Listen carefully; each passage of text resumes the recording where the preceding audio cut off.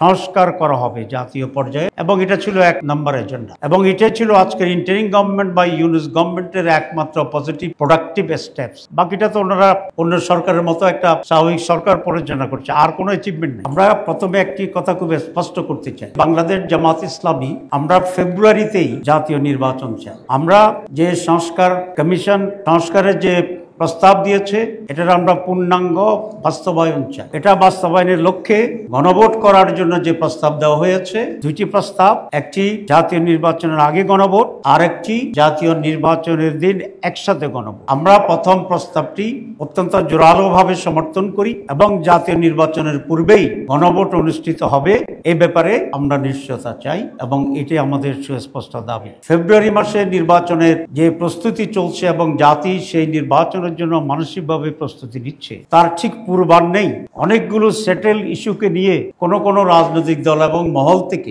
নানা রকম বিভ্রান্তিমূলক তথ্য প্রচার এবং ভিন্ন অবস্থান গ্রহণ করে নির্বাচনের পরিবেশ এবং রাজনীতিতে একটা উত্তাপ ছড়ানো, পায়তারা করার চেষ্টা করছে বলে আমরা দেখতে পাচ্ছি। এবং নির্বাচনের অংশগ্রহণ নিয়ে নানাভাবে ফেসবুকে আংশিক বক্তব্য তুলে অথবা নিজেদের মন গড়া বক্তব্য রেখে জামাত ইসলামী ফেব্রুয়ারিতে নির্বাচনে যেতে চায় কিনা এরকম সংশয় তৈরি করার চেষ্টা করছে। সেই জন্যই শুরুতে আমরা বলেছি আমরা জুলাই চার্টারের পূর্ণ বাস্তবায়ন চাই আইনগত ভিত্তির মাধ্যমে, এবং যে সুপারিশ করা হয়েছে একটা আদেশের মাধ্যমে আমরা জাতীয় নির্বাচনের আগে গণভোট চাই। গণভোটের রায়ের ভিত্তিতে ফেব্রুয়ারিতে নির্বাচন চাই, এটা খুব পরিষ্কার। এই সরকারের 3টি সুস্পষ্ট অঙ্গীকার ছিল ক্ষমতা নেওয়ার পর। একটি হচ্ছে সংস্কার করা হবে, জাতীয় পর্যায়ে নানা বিষয়ে সংস্কার করা হবে, এবং এটা ছিল 1 নম্বর এজেন্ডা, এবং এটাই ছিল আজকের ইন্টারিম গভর্নমেন্ট বা ইউনুস গভর্নমেন্টের একমাত্র পজিটিভ প্রোডাক্টিভ স্টেপস। বাকিটা তো ওনারা অন্য সরকারের মতো একটা স্বাভাবিক সরকার পরিচালনা করছে, আর কোনো অ্যাচিভমেন্ট নেই। এটাকেই যদি এস্টাবলিশ করা যায়,